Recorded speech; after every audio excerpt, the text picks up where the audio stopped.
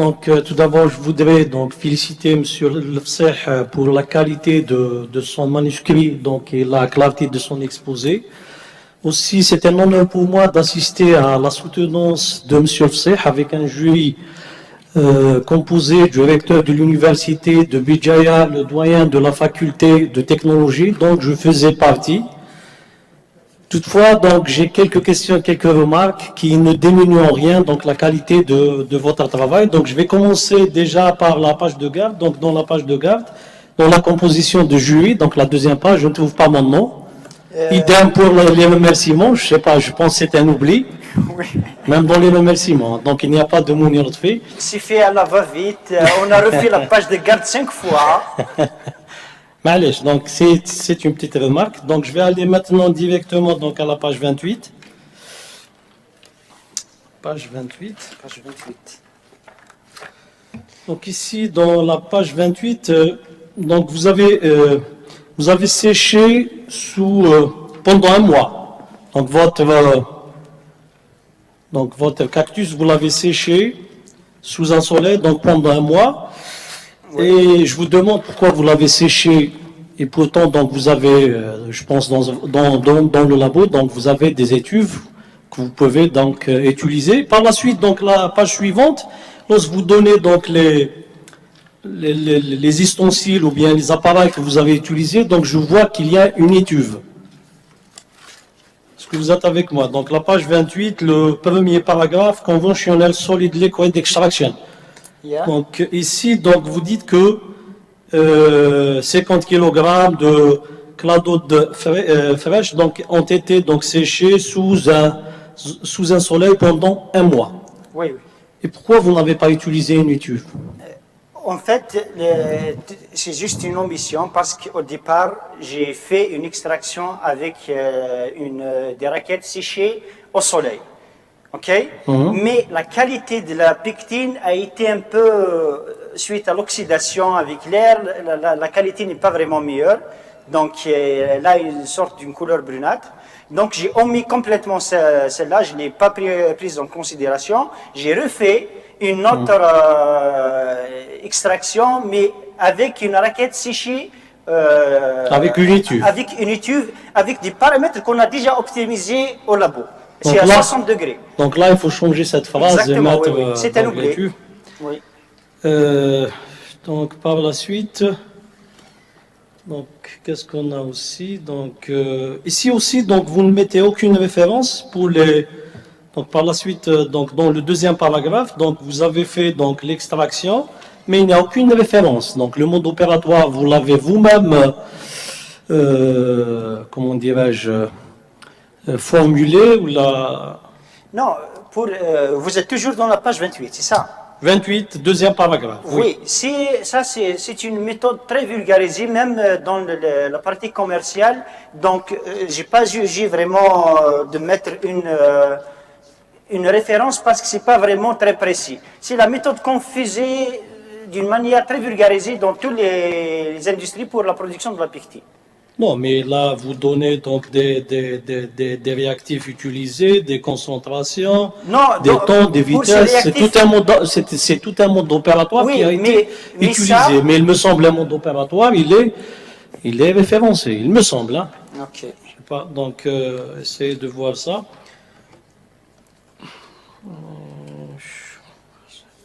Aussi, donc, vous utilisez, donc, une fois votre raquette donc, séchée, donc, vous baloyez et vous prenez que la granulométrie inférieure à 125. Pourquoi? Pourquoi 125?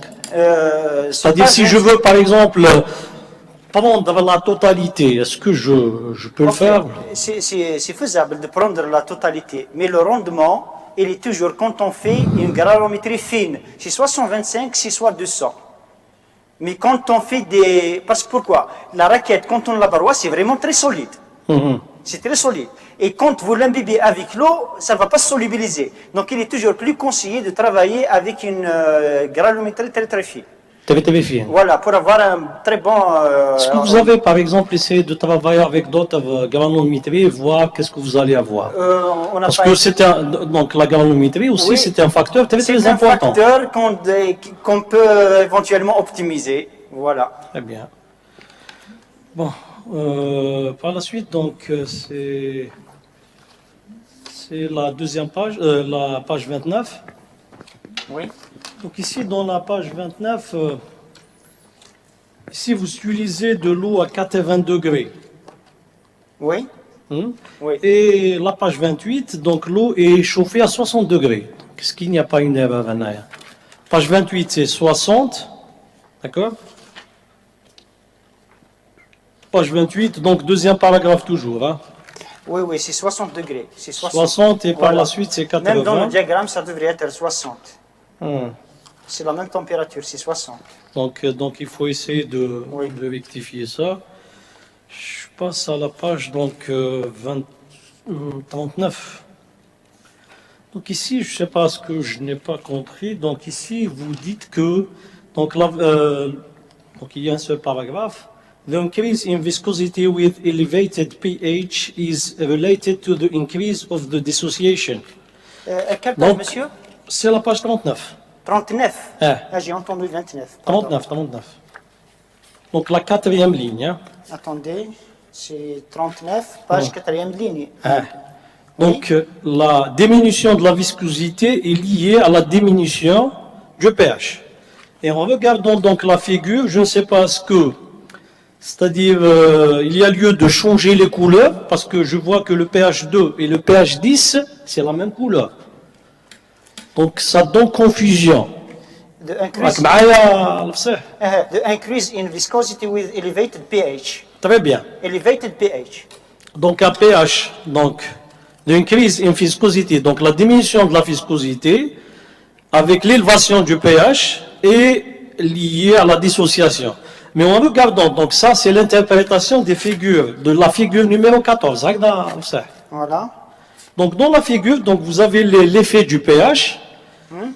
Et là, je ne sais pas quelle est la courbe, tu as le pH 2, tu as le pH 10, parce que vous utilisez pratiquement la même couleur.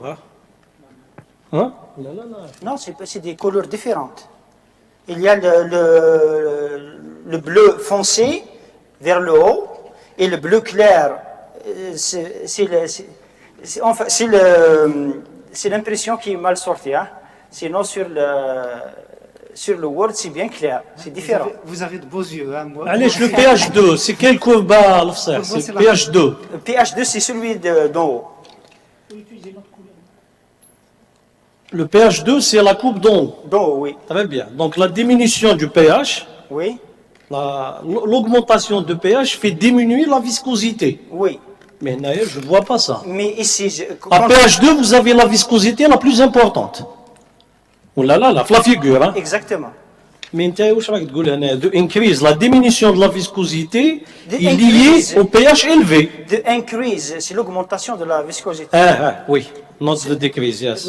Not decrease. Yes, yes. Ok. Donc essayez de voir ça. Aussi, donc j'ai une petite question par rapport à la figure donc numéro 13. 13, 13, oui. Oui. Donc c'est l'effet du pourcentage donc oui, oui. Du de caractère. ratio. Hein. Donc ici, on voit qu'on passe d'un pourcentage de 16%, un pourcentage de 18%, une élévation très très importante. Oui. C'est une gélation. Et qu'est-ce qui se passe entre 16 et 18? Est-ce que vous avez essayé par exemple de faire le 17%? Est-ce que le 17 est le qui met le 16 ou le 18? Là, je ne l'ai pas essayé. Et c'est très important. Euh, Parce que là, vous dites que Parce que- le 18 qui donne la gélatation. Agda. Parce que notre but, c'est on cherche la gélation. Mais c'est le Donc, 18. à 16 c'est visqueux. C'est, Très bien. C'est liquide. C'est liquide. Et 18, À 18, c'est la gélation. Et à 17? C'est pas une grande quantité vraiment. Hein. Non, mais il y a des zones d'ombre qu'il Voilà. faut donc... Et d'un seul coup, de 16 à 18, parce que vous avez des pourcentages 10, 12, Oui, 14, oui. 16, Oui. et par la suite, 18, vous avez carrément la gélation. Oui. Elle est due à quoi, ça? La gélation ici, c'est pas du carragélan tout seul. Hein. C'est-à-dire il n'y a pas une augmentation graduelle. ماشي قال راها تطلع بالعقل. Donc d'un seul coup, vous avez... C'est donc- graduel, monsieur Mouni. Non, mais 18, c'est On a commencé la par différence, 10. elle est très importante. On a commencé par 10, puis 12, puis 14, puis 16, puis 18. Mais il n'y a pas dans le 10, 12, 14, 16, donc il y a une stabilité particulière. C'est soluble. Ah. Donc, c'est Mais pas... par la suite du 18, donc Le 18, il y a... ça devient un gel. Elle est due à quoi, donc cette... La gélation, Ah. on a expliqué par le diagramme. C'est la copolymérisation avec les polymères du pectine. Et est-ce qu'il n'y a pas une polymérisation à 16%? Et il y a une copolymérisation, mais elle n'est pas assez pour former un gel, Un vrai gel. un vrai gel. Donc ça forme des petits grumeaux, mais ça reste toujours soluble. Mais avec 18, ça donne un vrai gel. Très bien. Donc, idem pour la figure donc, B, parce que toujours c'est la couleur, hein, bleu, Oui. bleu, c'est kiff-kiff, donc 5 degrés ou 45. Donc, il Oui. faut revoir ça. Pardon, Monsieur Monet. La question qu'il vous a posée tout à l'heure sur l'augmentation de la viscosité, il a raison, hein, c'est l'inverse que vous avez présenté. Comment? C'est l'inverse. Hein. The increase in viscosity with elevated pH is related to the increase in the dissociation rate of... C'est complètement l'inverse hein, de ce que C'est à pH élevé que vous avez des, oui, à pH élevé que vous avez des viscosités élevées. Mais là, vous avez à pH 2 que vous Mais avez monsieur, la viscosité. non, il y a élevée. une petite confusion. C'est que quand j'ai dit ici pH élevé, pH élevé. Donc, quand on s'approche de l'alcalinité, donc il y a une dissociation des groupements carboxyles. Avec la répulsion des chaînes, l'augmentation des chaînes négatives, il y a répulsion entre les chaînes. Donc, il n'y a pas formation de réseau. Donc la viscosité va diminuer. Mais quand est-ce que vous avez le groupement carboxyle? C'est lorsque vous êtes à des pH inférieurs. C'est une phrase... Mais qu'est-ce que j'ai dit ici? C'est une phrase à revoir. Hein. On va pas polémiquer. Non, j'ai On va dit pas- dissociation of carboxyl group. Le carboxyl group, il a été COOH. Mais dans le domaine alcalin, il va se dissocier. Donc il va devenir CO-. C'est dans le domaine acide qui va, c'est-à-dire, c'est quoi un acide? C'est la tendance à libérer des H+. Hein? Non, le la COH, il facilité. perd son OH dans un milieu acide. Le OH dans Il perd son l'alcalin. H. Il va devenir COH, dans un milieu basique. Regardez, M. Boukar, vous êtes chimiste. Voilà. Un COH, il est sous forme non protonée dans un milieu acide, mais dans un milieu alcalin, il va perdre son H. Il va devenir COH. CO-, voilà. CO-, voilà. Donc on passe à la conclusion de ce chapitre-là. Dans la conclusion, je n'ai pas vu donc la discussion et c'est-à-dire dans une conclusion d'un chapitre, on doit voir, c'est-à-dire l'interprétation que vous venez de donner par rapport à la viscosité, donc elle diminue, elle augmente, mais là dans la conclusion on ne la voit pas. Donc je ne sais pas ce qu'il faut ajouter, donc une phrase, la page 41. Hein. Page 41. J'ai mis juste la dernière phrase. Les ions bivalents du calcium has no effect on the gelling behavior of the total pectin fraction. Therefore, its mechanism of gelling is not the one known egg box method. Pourquoi? Le mécanisme de gélation le plus connu des pectines, low methylated. Faible méthylé. Le mécanisme le plus connu, c'est egg box. C'est Je celui sais pas ce qu'il faut ajouter par rapport à la viscosité pour dire voilà, c'est un pH Oui, on peut élevé. on peut le faire. C'est une conclusion Ok. de ce que vous avez donc présenté dans les figures. Donc je passe à la page 44. 44 ici, donc vous avez utilisé donc un plan d'expérience avec 4 facteurs. Oui. Et je prends par exemple le pH, donc vous avez travaillé à 1,5,3. Pourquoi 1,5,3? Donc vous êtes toujours dans le domaine acide. Oui, parce C'est que... la page 44. Hein? Oui. Hein. Parce que d'après la bibliographie, l'extraction des pectines, ça se fait dans le domaine acide. Donc, déjà, le fait de choisir 1,5, c'est trop, on a trop descendu parce qu'on risque de dégrader la pectine. Donc, la On fourchette... va arriver à la dégradation. Voilà. Donc, la fourchette idéale, c'est entre 1,5 jusqu'à 3. Et le pH optimum qu'on a obtenu, c'est 2,25, donc c'est largement suffisant. Donc au-delà de 3, donc... Non, au-delà de vous 3, pouvez le pas avoir- rendement diminue. Le rendement diminue. Voilà. Je ne sais pas ce qu'il faut l'ajouter là ou là, il faut dire par rapport à la bibliographie, vous voyez, parce que là, c'est-à-dire on ne comprend pas ce que le pH, comment il a été fixé. Donc je dois ajouter une référence à ce point-là. Il me semble, c'est-à-dire pour Ah, dire ok. les... Oui, oui. Est-ce qu'il y a d'autres paramètres qui peuvent aussi donc affecter l'extraction de votre pectine? Oui, Donc, oui. mis à part ces 4 facteurs que vous avez, Cela, c'est le plus important. Mais on peut ajouter la vitesse d'agitation. par exemple. Voilà. Ah, C'est très important. oui, donc Mais ces quatre-là, c'est les plus primordiaux. et je pense que vous avez utilisé donc les micro-ondes pour l'extraction. Oui. Pourquoi vous êtes focalisé sur la micro-onde et pourtant vous pouvez par exemple utiliser les ultrasons, par exemple? Non, les ultrasons sont utilisés dans pour une autre finalité. Hein? C'est pour casser la structure cellulaire pour qu'il y ait un grand rendement. Mais dans les cas des ultrasons, on utilise toujours le chauffage conventionnel. Mais ici, le rôle des micro-ondes, c'est pour remplacer le chauffage traditionnel qui est coûteux en termes énergétiques. On chauffe pendant 1h30. Et là aussi, donc, si on parle de chauffage, donc on ne trouve pas donc la température. Donc, à quelle température vous avez travaillé? Parce que là, nous avons que la force, donc la force des microwave. C'est ça, on a utilisé une fourchette. Oui, entre 400 et 60. Voilà. Mais quelle est la température? Ok, la température exactement, c'est vrai, j'ai pas donné l'ordre en Parce que degrés la Celsius. température, elle risque de dégrader de votre pectine. Donc, si vous allez dans des températures très très élevées, donc vous risquez de dégrader cette pectine-là. Pas tellement, parce que les radiations de micro-ondes, c'est pas des radiations vraiment ionisantes qui peuvent dégrader le... Non, mais il y a une certaine pression à l'intérieur de votre matrice végétale qui Oui. va essayer Oui, de... oui, oui, oui. Donc, il y a ce risque-là d'avoir une dégradation de votre pectine. Donc, je ne sais pas ce que Pas vous de la avez... pectine, de la cellule, parce que c'est assez fragile. Mais pour le polymère lui-même, non. Vous êtes sûr? Oui, oui, oui. Et comment vous confirmez ça?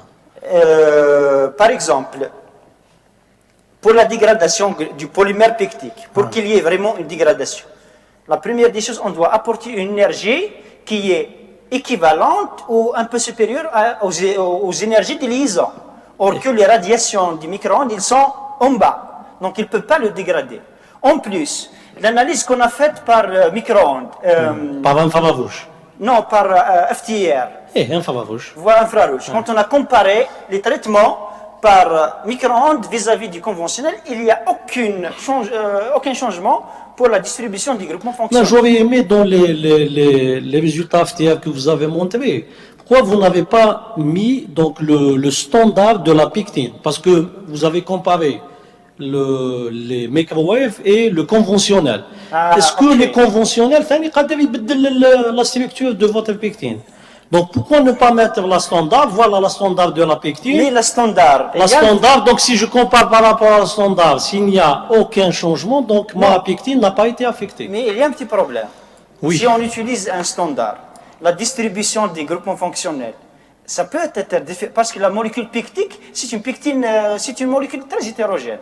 Donc c'est très difficile d'avoir la pectine commerciale standard, elle est extraite du citrus, de la période du citrus. Nous, on l'a extraite de la figue de Barbarie. Donc c'est assez sûr que la composition monosaccharidique elle est différente. Ne sera pas la même. Donc les pics, ils seront différents. Donc s'ils sont différents, on ne peut pas dire est-ce qu'ils sont dus soit à la composition chimique, soit au traitement micro-ondes. Donc c'est très difficile. Donc la meilleure méthode, c'est de la comparer à la méthode conventionnelle. Parce qu'il est connu que la méthode conventionnelle, c'est une méthode douce. Ce n'est pas un traitement drastique. Très bien. Donc, sur ce, donc, je vous félicite encore une fois, M. Fseh. Merci. Vous avez bien défendu votre travail, donc c'est un très très bon travail. Et c'est un honneur pour moi d'être dans votre jury. Et sans trop tarder, donc je remets la parole à M. le Président. Merci. Merci beaucoup.